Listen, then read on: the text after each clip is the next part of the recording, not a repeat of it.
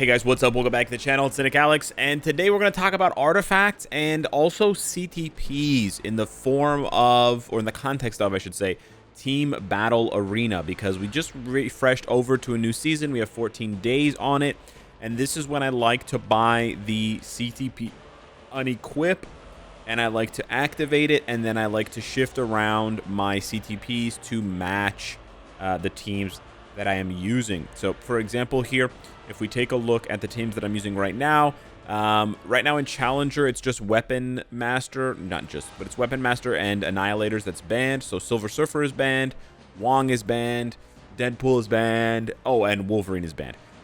So those are the teams that I'm using right now. I'll probably continue to use almost all of these characters. I do have a bit of a question mark on Mantis and Phyla-Vell, but I want to test out the Phyla-Vell team. Shout out to Faber for giving me this idea, because lo and behold, let me give you guys some tech before we go into the super nerdy stuff here. Phyla-Vell's buff is pretty interesting, right? It gives all universal allies 30% attack and then bonus damage, skill damage, bonus damage. And you're thinking, oh, that's kind of weird, right? Doesn't Null have skill damage, bonus damage? Well, actually, he doesn't, which is crazy. And so if you take a look at his kit, he's got the chain hit damage, the pierce damage, the damage reduction, and the debuff cleanse. He's got the immortality passive, of course. And then if we go over to his uniform, he's got guaranteed crit rate, and then he's got super armor, all defense. No skill damage, bonus damage. And if you guys remember from characters like Spider-Man, when Chasm came around, Spider-Man actually gains a lot of damage from getting that skill damage, bonus damage. So everybody else pretty much in Challenger is running Black Cat. And you can see there, you got Black Cat, you've got Black Cat. I'm going to go through it pretty quickly, but you got Black Cat, you got Black Cat. I checked. I think I might be the only person not running Black Cat. Actually, this one is not running anything right now, but I think he's going to change it later when he realizes he can put a third character. But yeah, Black Cat's cool. She's not bad at all. She gives an extra 5% attack instead of 60. It goes up to 65. And then she gives 35% ignore dodge. I don't know how valuable the ignore dodge is. That may be the thing that I'm, undervaluing, is the ignore dodge. And then the rest of her passive is not that good because it's just increasing the debuff effect. Now, Null does debuff himself if you do the mirror match, because his cleanse doesn't overlap perfectly and fully, and he does tank long enough to expose himself to debuffs. So that does happen. That's a possibility. But the main value of Black Cat is if you have her artifact 6-star, because then you're going to give him an additional, 15 to 20% increased damage to heroes and villains.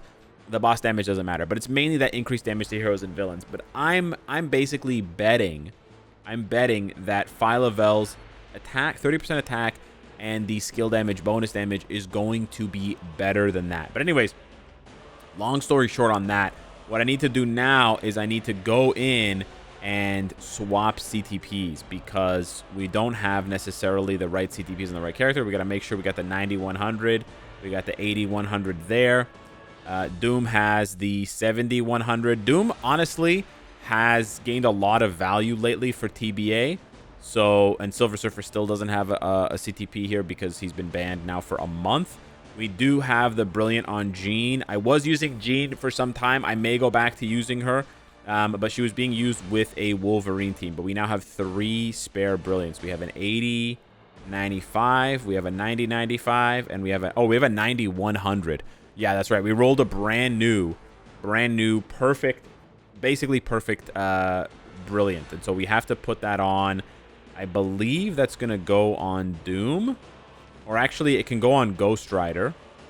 Yeah, because Ghost Rider right now has an 80-95. So we're going to go ahead and give Ghost Rider the juicy 90-100.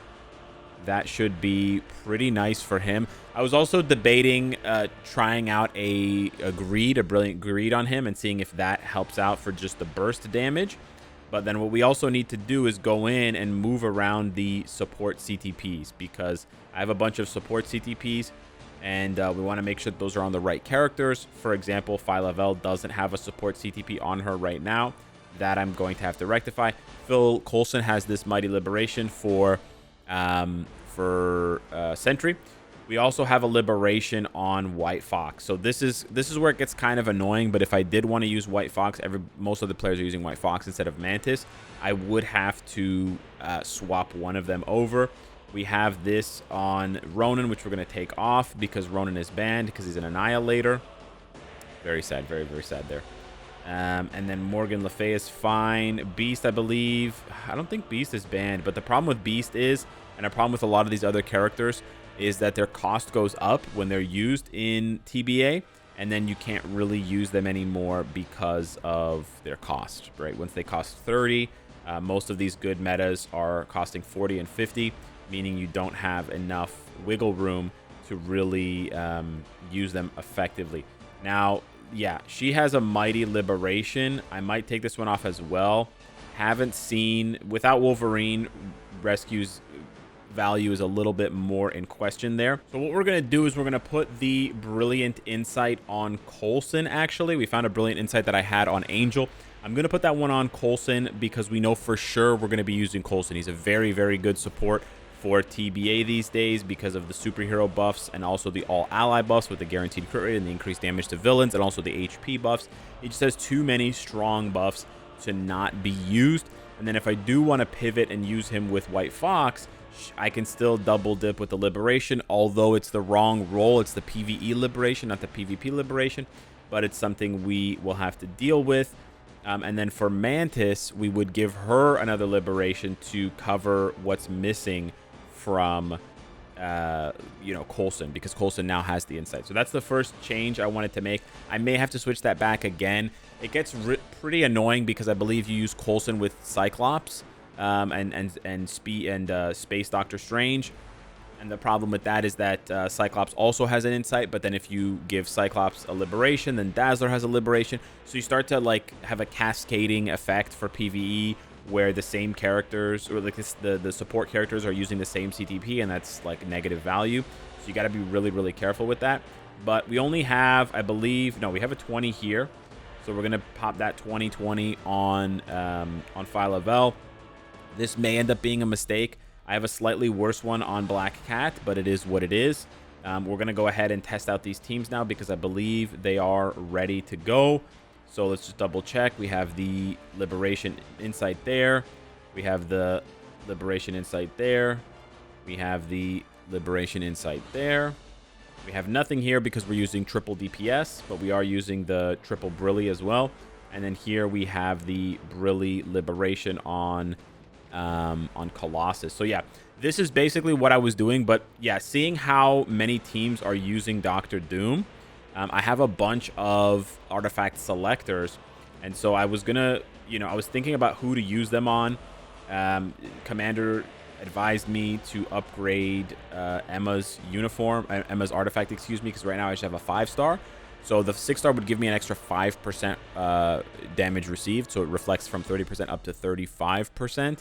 That's pretty good, although I don't really like upgrading from a 5 to a 6-star using a selector. It does feel pretty bad. I was also thinking about upgrading Deadpool's from a 5 to a 6-star, but Deadpool, he just costs too much in TBA to be used most of the time. It's nice that Wolverine is banned, so Deadpool may end up seeing some use, especially if blast teams get very, very, kind of get out of control. But for now, I've actually been using Doom a lot, believe it or not. So yeah, it sucks because I have a 4-star with the decreased additional pierce damage received. So I'm hoping when I upgrade him, it rolls pierce damage again. It's a wish and a prayer here. But maybe it's better. I don't know. I'm also doing this as a kind of future proof for Doom because we know Avengers Doomsday is going to come around. So he's going to, presumably get some buff to make him better than he already is. And that should make him quite meta at the time. So, but I can't find him because I'm blind, so I have to go and search him. But yeah, let's go ahead and see here. This is going to be 20%. So it's a pretty big upgrade because it's 20% and 0.5. So we're going to go ahead and select the Great Destroyer. We don't get to see what the roll is until we go and equip it. Let's go ahead and take a look here. But yeah, it's 14% and 0.3 versus 20% and 0.5. So I think it works out to about 12% more, which is a lot, right? It's almost double. So we get decreased damage from boss types, which kind of sucks. I think I would just equip it and keep the 100% buff there. I actually don't know if this is better, though. I don't know if the extra damage is worth losing the additional pierce damage received, because that's 8% additional pierce damage received that I'm losing completely. Yeah, I mean, I guess we can test it and see if it's worse. We're gonna go ahead and equip that new one. For the other artifact selectors that I have, I'm honestly not sure if I want to choose Emma. My other choices would be to shore up one of these two characters that is coming from the new update. Even though they have kind of bad artifacts. I think Wiccan's okay. It's increased damage to heroes and villains. But again, then you're taking a chance on a character who could be good or could be terrible. So you're kind of just rolling the dice on that. Otherwise, yeah, it would be upgrading Emma. It would be upgrading Deadpool. But I also wanted to, because I have a bunch of... I still have a lot. I spent a lot of money. I still have a lot of Black Friday tokens. I have 350. So we're just going to crack the Black Friday chest a bunch of times. And that gives me a chance to get... I probably should have done that before choosing Doctor Doom. If I pull Doctor Doom again, that would be pretty disgusting. But yeah, we're going to crack this chest a bunch of times because I don't care about the CTP selector. Don't really care about the one premium card. But let's see what we get here. We got a Blast Book. That's useless. Okay, we got the Reforging Cubes. It's useless. Okay, Feathers is nice. Okay, mostly this is going to be pretty useless stuff. I'm not expecting to get... Yo, let's go. Even one 6-star artifact is worth it. Let's go. Yo, booming, baby. Booming. Turning into Austin Powers here. So we get the 6-star Storm. Believe it or not. Yo, we get the P card. Yo. What? This is well worth it. Wow. Imagine that was a CTP instead. Wow. Wow, dude. P card and a 6-star artifact. Well worth another P card. Wow. That's nuts. That's crazy, dude. Really, really, really good stuff. Wow. All right, we got 13 here, so we're probably going to end up spending a couple more dollars to get the last one. I believe I don't have anything from the 24-hour shop left, but wow, that was crazy. So I could use that because I think I have 2. Oh no, I think I burned one of them. This is the second time I get a 6-star Storm. I have a 5-star Storm, and I just don't really care to give her a 6-star.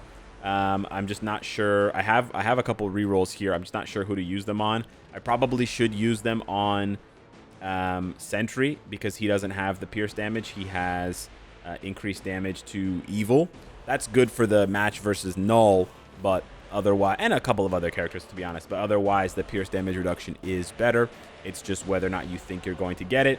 I would have, if he wasn't banned from TBA right now, I would have rolled Wolverines, but he is banned for the next 2 weeks, so it doesn't really matter. But yeah, hit me up in the comments down below. Let me know who you guys would choose from those last 2 6-star selectors that I have. All right, I've had luck against Ringo in the past, so we're going to try this one out. I don't know if it's going to work, but I do want to see. And big ups to Ringo if I lose, because they're a good sport about it. But let's go. We're going to do a full mirror match here and see how this works. Okay, I did make a mistake. I didn't pay for it, but I have to be very careful to make sure that my null is lined up with their null. And this is something that I wanted to talk about. So if you take a look at the lineup here, in this case, because we're both using Sentry lead, Sentry is facing Sentry. But whenever you have a top DPS like Null or you know, Sentry or Ghost Rider or Wolverine or Adam, and you want to kill another character, like another player's character on a specific team, you want to make sure that that character that you're using is facing the one you want them to kill. If not, what's going to happen is, so for example, if it's Adam and you want to kill Wolverine, but you line your Adam up to their Wasp, Adam's going to open with his second skill, and he's going to kill Wasp. And some of that damage could hit Wolverine, but probably most of it's not going to hit Wolverine. It's just going to be absorbed by Wasp, and you're going to waste that second skill. So for example, here, my Ghost Rider is lined up with his Doom. That's really good. That's because that's who I'm trying to kill, because the Ghost Rider doesn't scare me that much. It's really the Doom that scares me. So you want to make sure, you want to line up basically the character that you want to fight. It's very, very important that you pay attention to the positioning because the positioning actually matters a lot. I'm going to do one more fight against Ringo here. I realize that I can't position Null against Null because of the fact that I'm using Null lead and they're using Black Cat lead. So that might be a long-term issue. But right now, it's proving pretty good. It's not proving to be an issue. So maybe Phyla-Vel is an alternative for those of you that don't have the seasonal Black Cat. I know it's a seasonal uniform.